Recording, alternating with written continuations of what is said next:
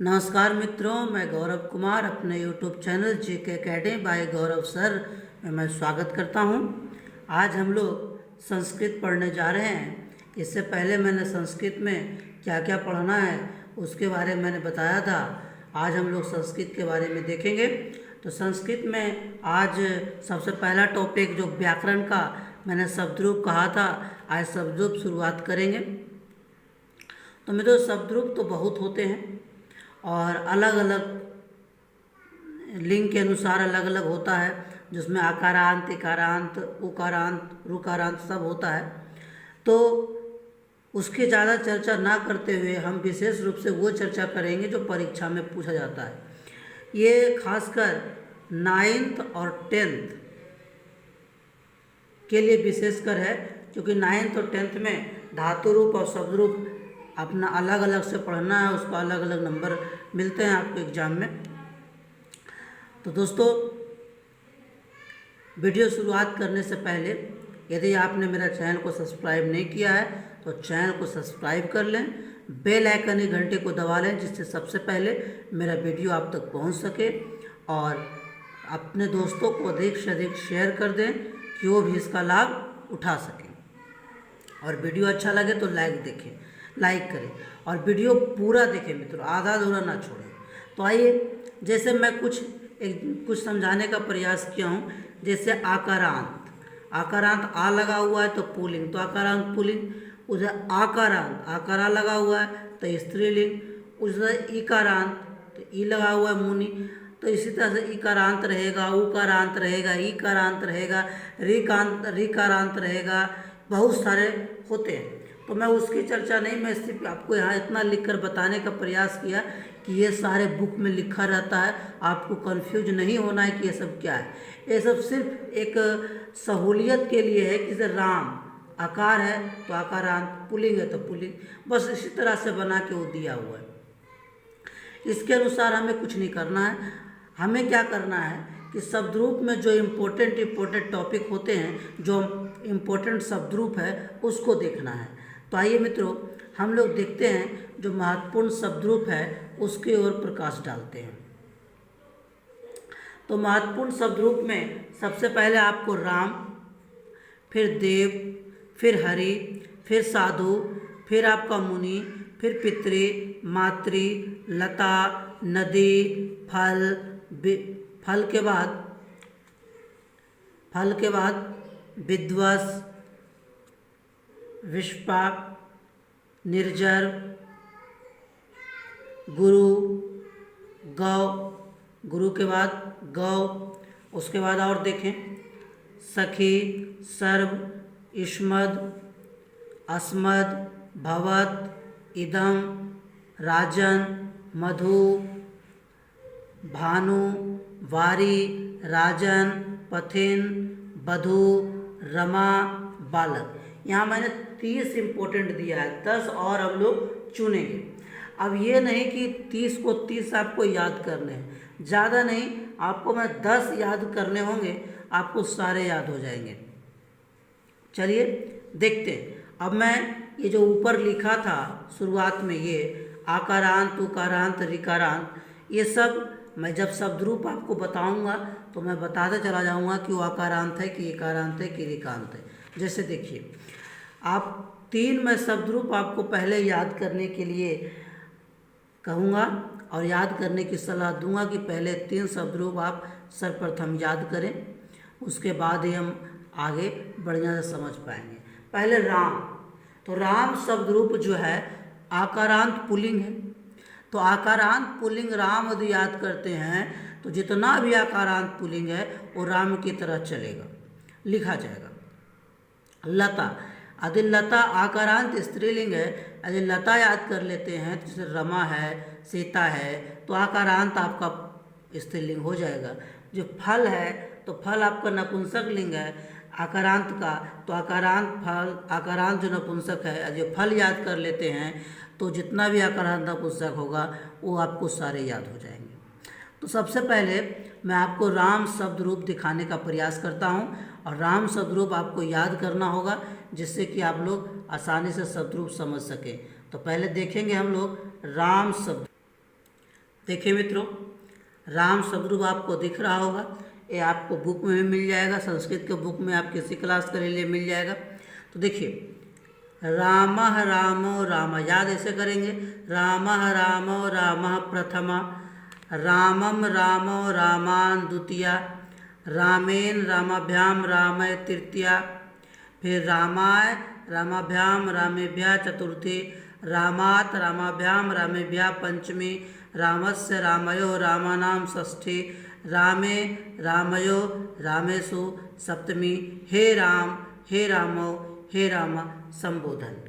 तो इस तरह से ये जो विभक्ति है आपका, और एक वचन, द्विवचन और बहुवचन है, ये भी आपको याद जरूर से रखना है, तभी आपका ये बढ़िया से क्लियर होगा।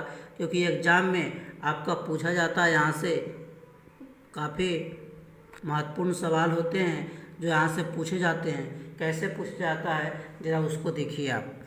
जैसे आपसे पूछेगा कि राम शब्द रूप षष्ठी एक वचन में क्या होता है, नीचे आपको 3-4 ऑप्शन रहेगा, तो देख लीजिए क्या होता है, रामस्य सही उत्तर हो जाएगा आपका। एक तो पहला तरीका हो गया।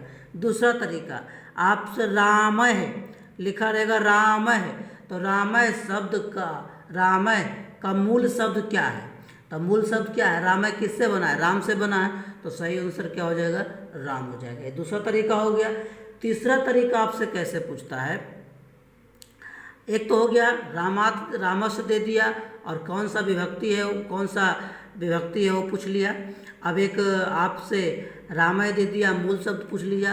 अब कहेगा रामयो, रामयो, रामयो, मान लीजिए रामयो दे दिया, तो ये किस विभक्ति का कौन सा वचन है, तो आपको षष्ठी विभक्ति का द्विवचन। तो इस तरह से भी आपको पूछता है, मूल शब्द क्या है, या ये किससे बना है, या पूछ देगा राम शब्द पंचमी बहुवचन में क्या बनता है, तो राम शब्द पंचमी बहुवचन में देख लीजिए क्या बनता है, रामेभ्यः बनता है। तो इस तरह से आपसे एग्जाम में पूछता है। अब ये राम था, तो इसको आप बढ़िया से याद कर लीजिए, है ना, और इसको याद करने पे आपको बहुत सारे याद हो जाएंगे। अब राम के बाद आपको दूसरा जो मैं बताया था, लता। अब लता जो देखने का प्रयास करते हैं। देखिए मित्रों, लता आपको दिख रहा होगा, याद उसी करेंगे, लता लते लता प्रथमा, लताम लते लतायाः द्वितीया, लताया लताभ्याम लताभि तृतीया, लतये लताभ्याम लताभ्या चतुर्थी। इस तरह से आप जो है याद करेंगे, इसका संबोधन तक याद करेंगे। अब इससे भी उसी तरह से एग्जाम में पूछा जाता है कि लता शब्द षष्ठी एक वचन में क्या होगा, तो देख लीजिए लताया, है ना, लतायो का मूल रूप क्या है, तो लतायो का मूल रूप क्या है, लता है। अब पूछेगा कि लता, लता भी कहाँ बनता है, लता भी, तो लता भी नीचे रहेगा षष्ठी पंचमी तृतीया चतुर्थी, उस तरह से एक वचन द्विवचन, वो जिस तरह से ऑप्शन रहेगा आप देख के इसको मारेंगे। तो इस तरह से भी आपके एग्जाम में इससे पूछा जाता है।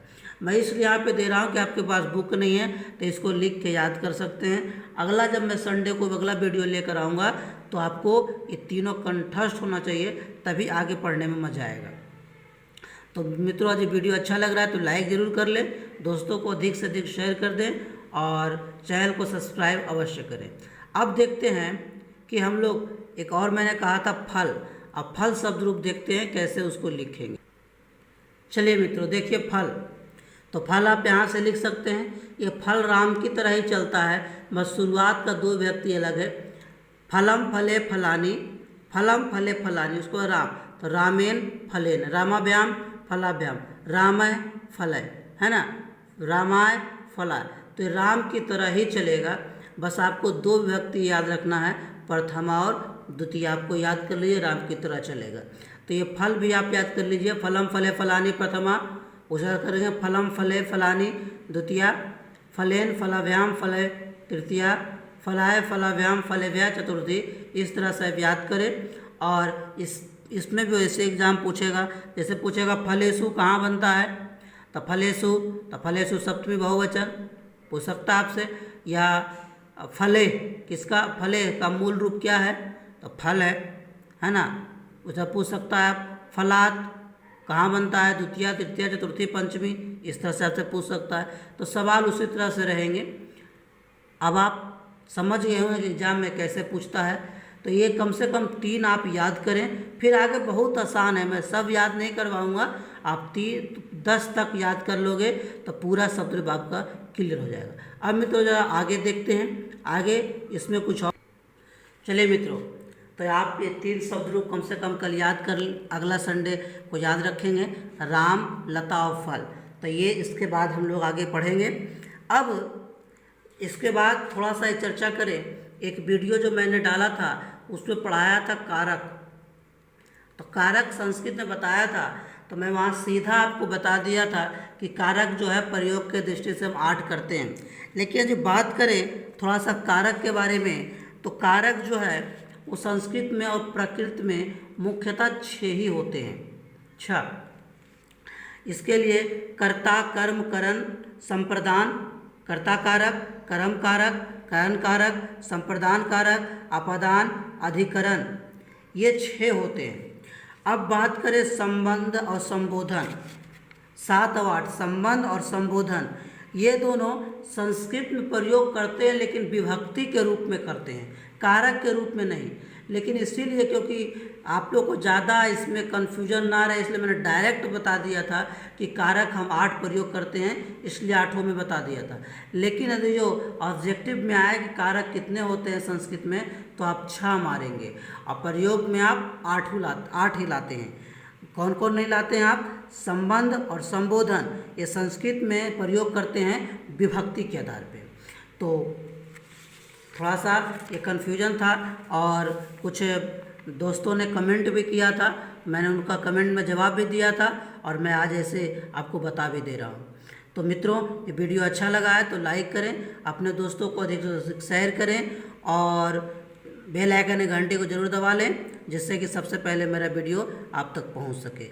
अब दोस्तों, अब सोमवार को हम लोग अगला वीडियो आएगा, तो सोमवार को हम लोग मैथ देखेंगे। मैथ में जो हमारा चल रहा है उसका आगे का पार्ट चलेगा। तो संस्कृत बहुत आसान है, बड़ी चीज़ नहीं है। संस्कृत को बढ़िया से पढ़िएगा, अच्छे नंबर आएंगे। तो आज के यहीं तक मित्रों, धन्यवाद।